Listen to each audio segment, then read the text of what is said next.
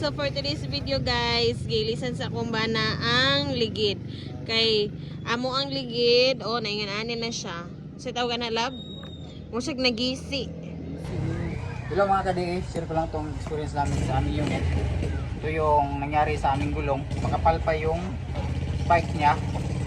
Pero ang problema, ito, may crack, plug-in ng crack. Kita na yung fly.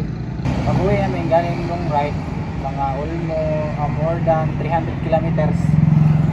Ito na yung napansin ko sa aming gulong. Muntik nang sumabog. Buti umabot pa sa bahay namin. Bless na bless tayo. Ito muna kinabit ko habang walang long ride.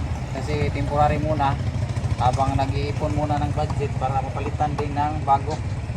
Kasi medyo manipis na rin yung spike niya. Maigi talagang fiksyonin ang ating mga sasakyan bago bumiyahe para masigurado natin safe ang ating biyahe. Yan lang po at maraming salamat sa panonood. Thank you for watching guys.